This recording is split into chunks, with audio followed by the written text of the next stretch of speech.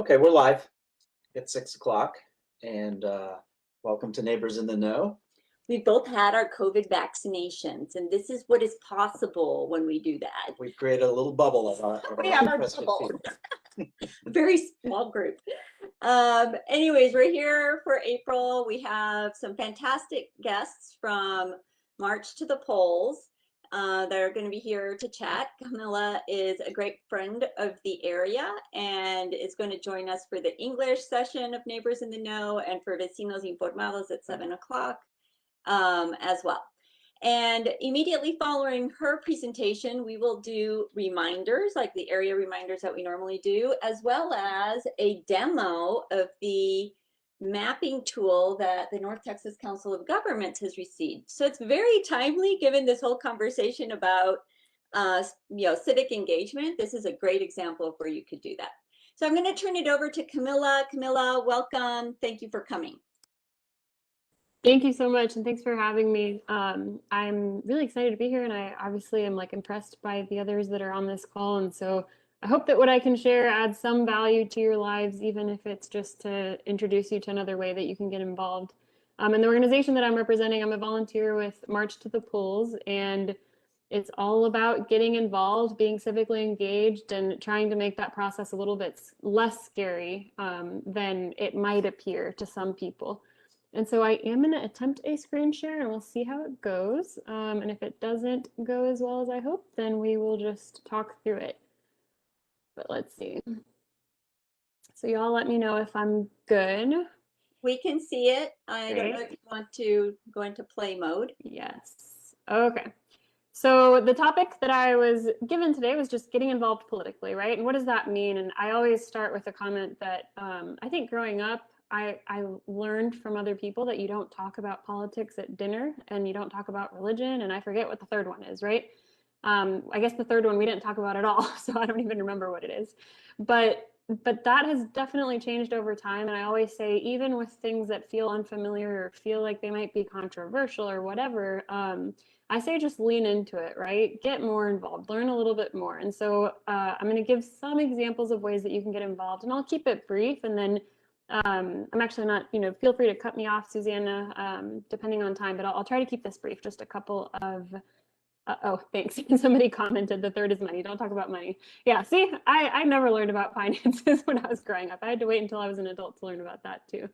So here we go with a few examples. The way that I bracketed these are just, I guess, and you know what, before that, let me tell you a little bit more about March to the Polls, and then I'll get into the bracketed topics that I created. But March to the Polls, like I said, is about getting civically engaged, but something that I get particularly excited about is that we register people to vote. And no, we're not the only ones that register people to vote, but we are one of the only ones that do this in our high schools. And so we have partnerships with a lot of different districts in mostly the North Texas area, and we get to talk to students. And the other exciting thing about that is that aside from talking to students about registering to vote, then we invite them to join clubs and start clubs for their schools that can allow the conversation to continue, because our March to the Polls volunteers visit for 40 minutes. And there are so many questions that come up during our classroom visits that the students want to continue those discussions. And so we also are proud to help them start these civic engagement clubs. They're called the Student Voter Empowerment Coalition chapters. That's what they are. And so anyway, I'm going to jump into the thing that we do the most, which is register people to vote. And I would call this the less time intensive activity in terms of getting involved politically. So if you're like, oh no, I don't do politics. Well, even just by being here, you're doing politics, right? You're in some neighborhood group, you're connected in some way. And so if you haven't already registered to vote, and I break this down for the students, I always say it's like you're signing up to vote, right? Sometimes even the word register seems like, what is that? What am I doing when I'm registering? And then for me personally, I wasn't a citizen until I was an older adult, or just, later in my life. And so if you're not registering to vote, maybe you're encouraging others to register to vote. That kind of goes with the second point. If you're not voting, maybe you're encouraging others to vote. And even if you're showing up to the ballot and are not entirely sure what's going on, I always say you get better with practice. So just keep coming back to that ballot. And I'll share on our website, we have information about that, but I'm also going to share another website that I find to be helpful for this cause. So I put a check mark next to joining a neighborhood group and then finding out who your elected leaders are. For this, For finding out who your elected leaders are, you can go to dallascountyvotes.org. I think that's the easiest place that has all of this information. And there's literally a tab that says voter information. You can click on that. And when you click on that, then you can go into precinct lookup by address. And just by entering your address, you will see some new information pop up, and it'll have a my elected officials, and you can scroll to see all of their names. And then from there, it's up to you what you do, right? You can Google them, you can find out their information, see if you can get in touch with them. And that's what leads me to the second bucket that I wanted to introduce. This is a little bit more time intensive. You can reach out to your elected leaders, right? Start that conversation. See if they're hosting any community groups or meetings that you can go to. You can ask your elected leader about joining a committee. Maybe there's a task force or some other community group that you could be a part of, just to lend your voice if you have that time. And like I said, these are the more time intensive ways that you can get involved politically. And then the third piece that I wanted to share is research information about upcoming elections. I mean, that one, showing up to vote is one thing, right? But showing up to vote with all the information at your hands, that's another. Like, when is it? Where can I vote? Who am I voting for? What is this position responsible for? There are so many things. Maybe you feel similarly to me. When I first saw the list of judges on my ballot, I just got overwhelmed. And so looking up all that information before you go to vote, I think that's a more time intensive activity to do, but something that very much gets you far in terms of getting involved. And the example that I wanted to read or to share with you here is there's two primary leadership positions that are our local leaders that I'm always paying attention to, that I encourage you to as well. If you go to dallascityhall.com and then go to the government section, you'll see a list of all of the people that are elected there. And you can easily get their contact information. And then with this position with Dallas City Hall, you have just the people that are elected to look after our city, right? To make the vision that we hope and see for Dallas a reality. And so that would be a place to go for things that relate to just our city at large. If you're thinking more about our schools, then I would encourage you to go to dallasisd.org and then go to Board of Trustees. And the Board of Trustees is a fancy term for, the people that are publicly elected to make decisions for all of our public schools. And they are the ones that also set this vision alongside the superintendent and, pass initiatives that could be supportive for the kids that attend all of our schools. And then the last bucket that I wanted to show you, and then I don't know if I have time, so Susanna, I'll pause after this to see if I should take an extra minute or two. I probably won't. But I think the most time-intensive activities that you could consider, and I mean, I go from 0 to 100 here, you could consider being a precinct chair. And I think there's other people that are going to be discussing that on this call. That's somebody that can take the lead on sharing information with your local neighborhood, like the most local, politically bounded area near you. You could also volunteer for a candidate campaign. Maybe you found somebody that you're excited about on your list of elected officials and you want to volunteer for them whenever they're running for re-election. You can work on a candidate campaign. So it's one thing to volunteer and show up maybe once or twice. You could find out, what does it take to be on staff for you? And then again, I said I go from 0 to 100 on this one. This is the most time intensive, and I'm sure there's somebody on this call that could tell you a little bit more about this, but somebody has to be a candidate at some point. It's quite the journey to get to that point, but that's definitely another way to be politically involved, because there's so many elected positions that our city needs, and there's often not that many people that are stepping up to the plate for this.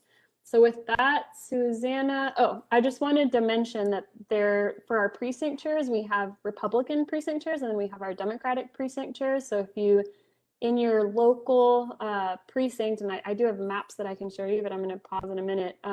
You can see, okay, do we have somebody that's representing the Republican Party here? Do we have somebody that's representing the Democrat Party here? And if so, great, you can meet with them. If not, maybe you'd consider and learn more about that position before you decide that it's something that you're interested in. But like I said, this is an example of a very time-intensive way to get politically engaged. And so it's really fun. What was that? I said, but I hear it's fun. Oh yes, absolutely. I love it. I'm all about sharing information and disseminating, info with my neighbors. And so I think it's a really cool, I think that's my word choice, a cool position to consider. And so we do tons of things and share lots of information at March to the Polls. I'll leave the website there. And Suzanne, I'm going to pause here because I could go through the websites that I referenced in the presentation, but I'll let you guide me and let me know if I should do that or if I'm good with what I just shared. I think it would be fascinating to show the precincts are in the Bachman area if you have a map Yeah. to be able to display. So yeah. While you're pulling that up, maybe Courtney could share with us what her experiences have been as a precinct chair in her area. Courtney, are you still there? I am. I'm here. Yes. Hi, everybody. My name's Courtney Davis, and I'm a precinct chair in precinct number 4099. I'm very close to Bachman Lake in the Bluffview area. And I became a precinct chair about 3 years ago. I met my neighbor, and he had been a precinct chair, and he was ready to step back. So he is more of an organizer. He helps out, and then I'm the precinct chair, so I didn't really even have to run for it. But if you're in a precinct that has two folks that would actually like to be the chair, then you will have to run for the position. And but there's very many precincts that are just lacking. They have no precinct chairs, and it's always wonderful to have a precinct chair because they organize the precinct, and so that's kind of my job. Matter of fact, today, Stephen and I were out doing a lit drop. So we were dropping lit for, and it was nonpartisan. It was basic. Well, of course, the election coming up for city council is nonpartisan, but it basically had the candidates for all the 14 city council races that are coming up. So it had all the candidates on there. Of course, because of COVID, we just dropped that. It's like a big, 8.5 by 11 sticky note. We put that on people's doors. So that's one of the things that I do. And I just get a hold of the folks in my neighborhood, via email, or sometimes I'll send them letters just to let them know, hey, there's an election coming up, remember to vote, that type of thing. And basically what Camilla was covering, that's another area that most precinct chairs do, is they become VDRs. And so I became a VDR 3 years ago through March to the Polls, which is a great organization. And that's another thing I do, help out with the high school students registering voters. And I'm also with the League of Women Voters. But of course, that's nothing that a precinct chair has to do. But a precinct chair for the neighborhood, you can be a Democratic precinct chair or a Republican precinct chair. And the parties will back you up and just show you the ropes. They'll tell you everything to do. They'll provide literature for you. They have training sessions. So they're very supportive because, I basically got politically involved about 4 or 5 years ago, and I didn't know anything about being a precinct chair. So they help you along the way, and you'll have like quarterly meetings, and they'll basically have training, like I said, and any type, when you have an election coming up, they'll provide any materials that you need to. So for me, it's been enjoyable because I've gotten to know a lot of my neighbors by That's knocking, wonderful. on the doors. Yeah. I'm sorry. Go ahead, Susanna. I was saying that's wonderful. I think that's part of why becoming active and politically kind of can sound in some cases negative, but it's really civically active. And that's something that I want to stress because there are so many opportunities for people to engage, and many times we don't. I think a great example of that is just the last year's census around our area. I was talking with our friends at Bachman Lake Together, and at the beginning of 2020, the Bachman area, and especially the area directly north of the park, had a 15% response rate by then. And there were like only 3 or 4 months to go of the census. We managed to get to 30%. But as Michael pointed out in an article, I mean, that has direct repercussions, doesn't it, Michael? It's all about how funds are allocated and based on population. Congressional representation is based on the census results. And so much had gone on, not only with COVID, but in the whole process, that the delays, and I don't even think it's completely out there yet. So it's the area directly to the north and around Bachman is very transient. And I think that this is in part some of the challenges that we have of getting dedicated precinct chairs for the area. But I think the message that Courtney and Camilla have given is that each of the parties is there to support. March to the Polls can also provide some guidance on activities that you can participate in. And Friends of Bachman Lake, well, we started as a let's protect the park friends group, but it's somewhat evolved to create more of a voice for our community because we are at an intersection of 3 districts, District 2, District 6, and District 13. And that can be a pro or it could be a con. It really depends on what we do with that. And because we have the 3 districts, sometimes we don't get consistent communication from the city on what is going on.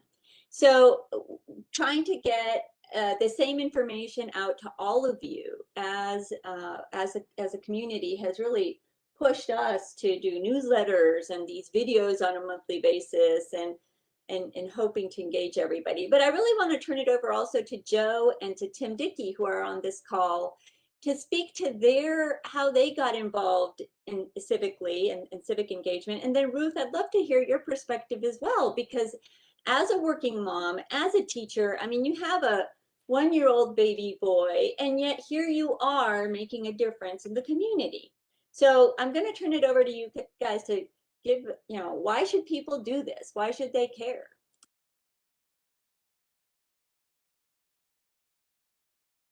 Tim, me? Oh, I was going to say Joe, but I'll Yeah, start. either way. Age before beauty, I think. Thank you. Okay.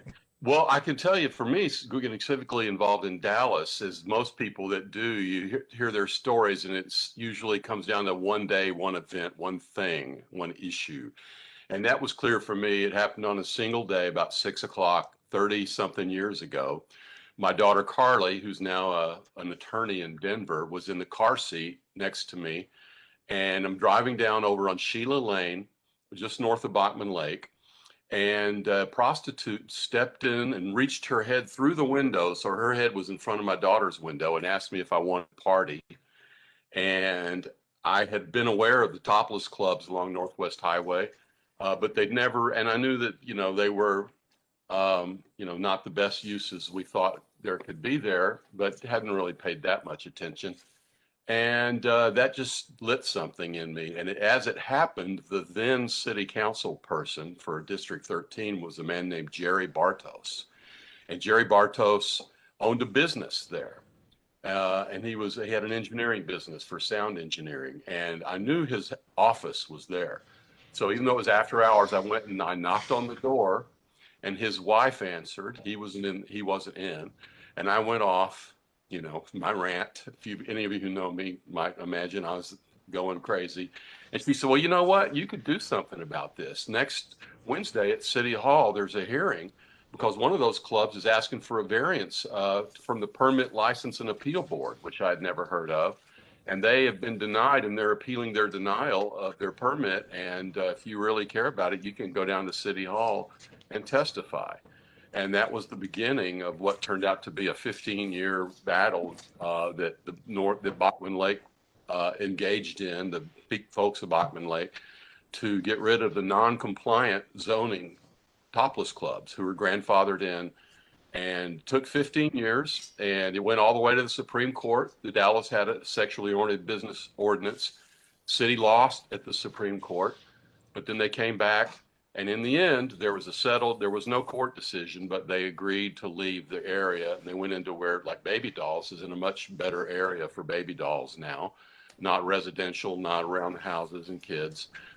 Baby Dolls is about half a mile from where Joe grew up. And so that's how it started. And since then, I got involved in local city council races as a volunteer, and my then city council person for District 6, Mrs. Maddie Nash, appointed me to the Human Services Commission. And that was a whole nother level.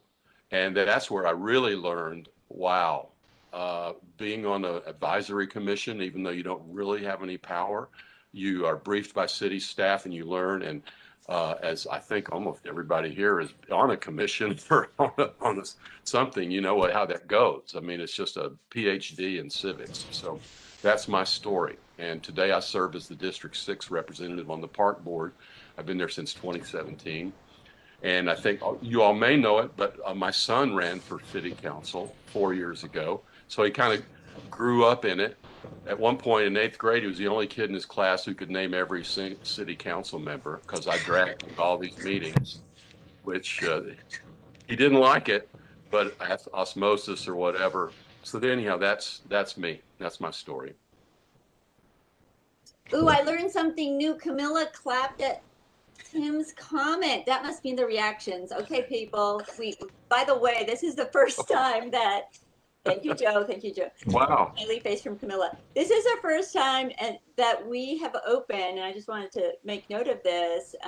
The channel, normally we do it as a Facebook feed, but based on Tim's feedback, he said, why don't you just open it up more as a WebEx? And we're like, okay, we've been doing this almost for a year. Let's be a little radical. Let's try to open it up. Oh, look, Well, we were afraid of being overrun by yeah, so many. we're sure how this is going to We're work, good. but hey, we're giving it a try and we're learning new things like Camilla just taught us. So, Joe, go ahead.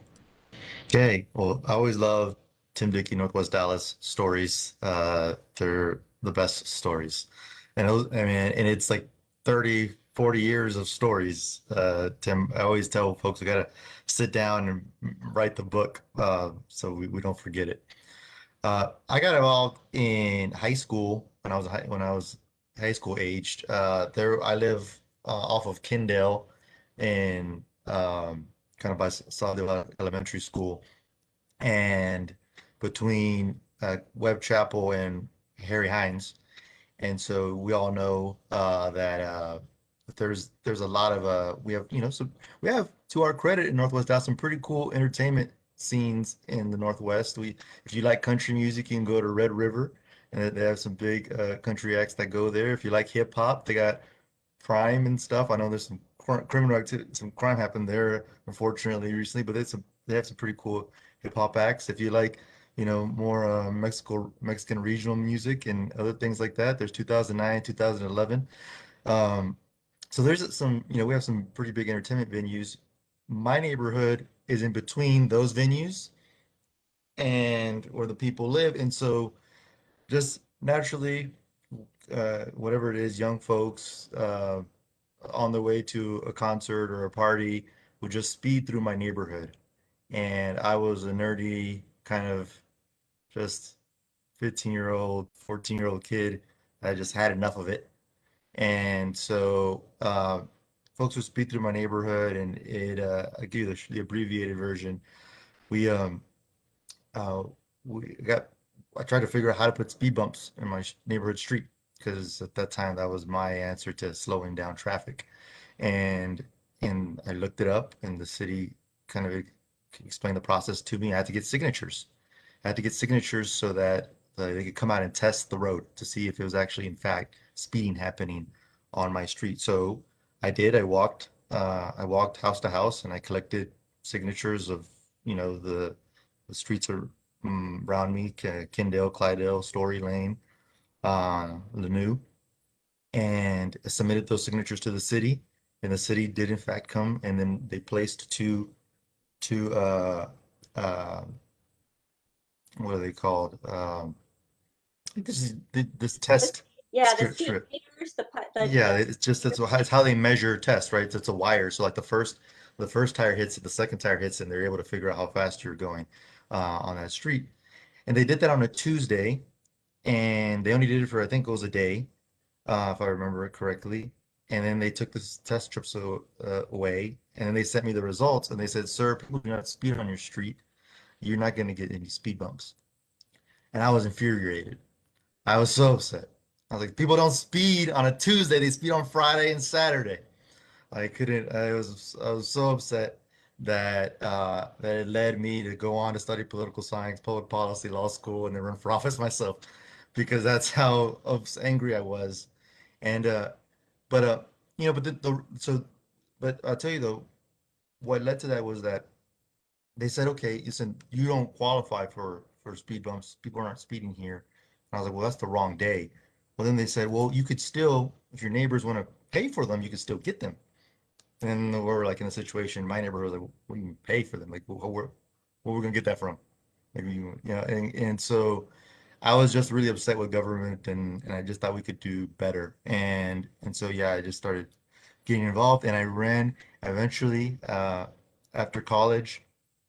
I walked into American Bank and met Roxanne's staff, who with Tim Dickey had been leading our neighborhood association for years, and they were very welcoming and took me under their wing and really taught me more about all this stuff that is you know being involved. So I just want to say I want to add to Camilla's great presentation and and Courtney's testimony here.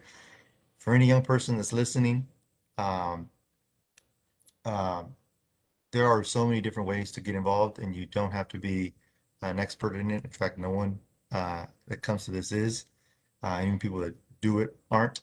And and there's so many different things from if you really care about the libraries, if you care about the parks and planting trees, if you always thought that we needed more art in our neighborhood because you go to some neighborhoods and they have murals and other cool stuff, if that's what you wanted to do, if you really cared about the school that you went to, if you went to Madrano Middle School or TJ and you wanted to be on their PTA, I was on PTAs and I still don't have and didn't have children at the time, and I was still welcomed. There isn't a single corner in our neighborhood where you won't be welcomed with open arms. I mean, I think when I approached Tim and Roxanne, it was like, thank you, another person to help us, right? And we want to definitely help you because that's well, part of why we're having this meeting here tonight on this topic is that you'll hear more about this soon on the Friends of Bachman Lake Facebook page. But we're looking for people. We need more people because it's a big neighborhood with a lot of issues that are happening.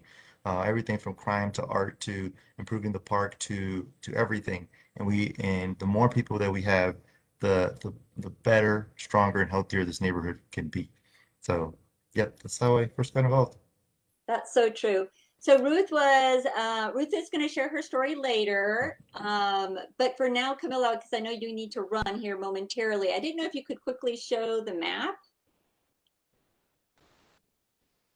All right, let's see if I can find the right map. So I'm showing you different maps, and actually I might even call in Courtney and Joe to help me out with making sure it's the right one, the precincts that I'm pointing out. But I hope you're seeing this map. I hate it. I mean, where is what, right? Like you can't really tell what anything is. The only thing that unfortunately helps me is this white block, which is Highland Park. As you can kind of tell, and then here there's a little 12, you can see that's Northwest Highway that keeps running over here, and then you can see a little bit more indicators of highways, but it's hard to tell like where your home might fit into all of this. You could guess, but it'd be kind of a wide guess. And the point of this map is to show you that for each of these colored areas, like this teal looking color, and then this tan color, this purple color, those are representative of our Dallas ISD elected districts. And so Joe Carreon is the representative for District 8, right? But there's somebody else that represents District 2, and there's somebody else that represents over here. And then this map is totally different colors for our elected city council people that deal with like our, our parks and police and different aspects of our city. But anyway, the precincts don't change whether you're looking at this map or at a city council map. And this is the most local, politically bounded area that you'll find. And so Courtney, for example, was sharing with us that she is the elected precinct chair for precinct 4099, right? And the lake is like right around here. And so again, I'm going to lean on you, Joe, to highlight, other key precincts in the Bachman Lake area. So I can, Camila. So if you see, does anyone have a mouse to point to stuff? By any chance? Can you see my chart, my cursor, or not really? No, I can't see. But if you I can't tell see me, well, yeah, I guess Yeah, we so won't. We'll just have to read so if you it. see four, and so look at the purple for a second, if everyone would, and if you see like 4011, that's going to be by Foster Elementary School, and so south of Foster Elementary School, right? And then 4009 That is basically between Marsh and Webb Chapel. If you look at 4120, that is Saldivar, where Saldivar Elementary School is. And I know for a fact there isn't a precinct chair there, because that's where I live, and there isn't one. And if you look at, and then, I mean, so that gives everyone some orientation. So obviously 4008 is kind of where Medrano Middle School is. There's no precinct chair for 40. I mean, there are like 20 precincts without precinct chairs in our area. Or, I mean, that it's just, 4007, 8, 9, 12, 13. It just goes on and on. So it's an issue around the Elm Thicket area, which is to the east of the airport. It's an issue to the north of the airport. The airport, by the way, is 4119. And it's also an issue to the west of the airport. So although their Love Field West has a little bit more participation and activity. So I really wanted to thank Camilla. I know that she needs to run. So Camilla, we'll chat with you at the 7 o'clock, and you can stay connected. You can shut yourself down, whatever is most convenient for you. We're going to jump over now to sharing. And well, first, I don't know. It looks like Ruth is busy with the baby, so I'm not going to bother her. We can share the our keynote or our presentation for our reminders now. And then, as you guys know, we will wrap up the meeting at about 6:45. So Michael, I'll let you, can you guys see that? Yep. Okay, cool. I'm checking the Facebook feed, but it's so delayed. I can't tell.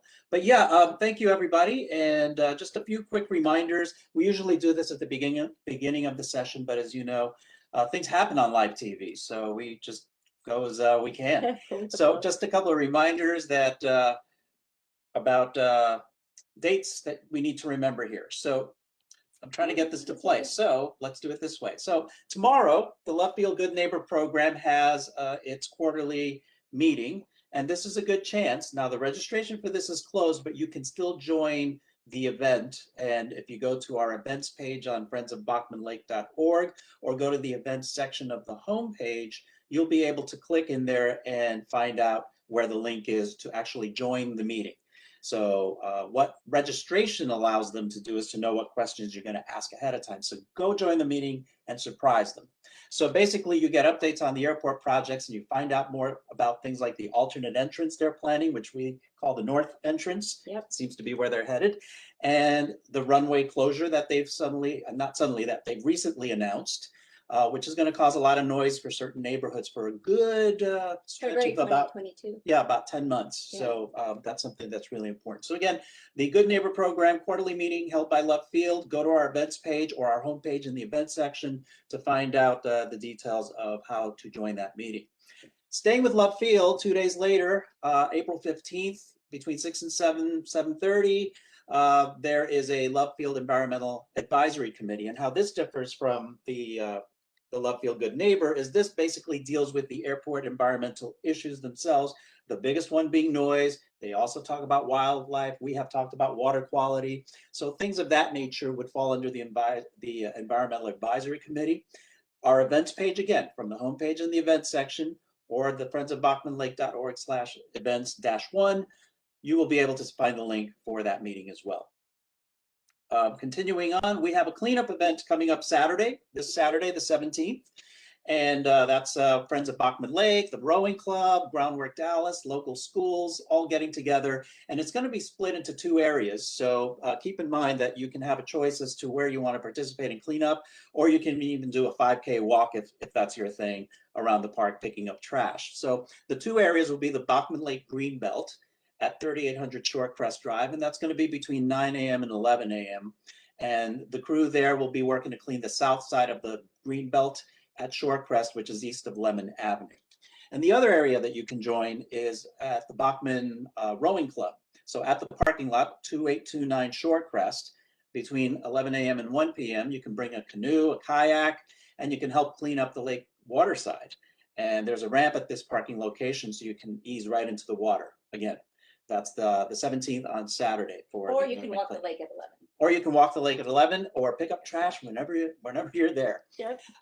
The North Central Texas Council of Governments, we've talked about them a lot in recent meetings because they're conducting an area plan that we hope you were able to participate in, to talk about things that you'd like to see for the area in terms of safety, access to trails, and so many other things. Well, they've created a virtual mapping tool. You can find that at NCT cog.org. I always have trouble with that one, /Bachman area.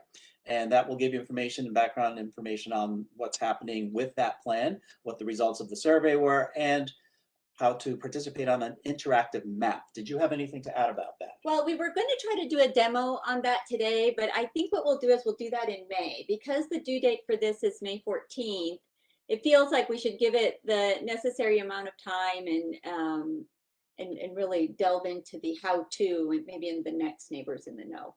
Absolutely. So, yeah. And the reason for that is the interactive map allows you to put in a location, put your comments and suggestions, and it actually pegs into a map exactly where it is that you're speaking of. That helps the people, the powers that be, know what the community thinks. And we're also talking about civic engagement. We're also seeking volunteers for a Friends of Bachman Lake board. So what we're going to do is try to find people who are willing to join us to join development committees, events programs committees, communications committees, things that we find our hands tied with a lot of times. Because as Susanna said before, we started out as a Protect the Lake organization, but as we have learned, there are so many moving parts in government, in policy, in civic engagement, and community concerns that sometimes we got to get a handle on it very, very quickly, and things might be moving a little quicker than we can handle. So we really appreciate that. If you're interested and want to know more, contact Susanna. Her email is listed here at susanna.brown@me.com, me.com. I thought Tim's story earlier about civic engagement was very interesting because I think for you and I, the call to action in terms of getting engaged was the threat to the park and to the lake in terms of draining the lake to create going back to a creek in order, because the city wanted to save the money and not have to reconstruct the dam. So we all came together to do that work, and then recognized that one of the biggest challenges for Bachman Lake Park was actually safe access to the park. Northwest Highway, if you take a look at the information that we have on the website that COG shared, is extremely dangerous for pedestrians, for cyclists, and for even vehicular traffic. It is more dangerous than Mockingbird. I know that folks at Love Field would like you to believe that Mockingbird is more of a problem, but it's good to have the actual statistics from COG that reflects the actual numbers. So we talk about civic engagement, not just do the little things like filling out that mobility mapping survey that Michael talked about, or joining us as a member of the board, or just volunteering to do a cleanup at the lake. All of that is great stuff. All of that is things that we need to create broader community.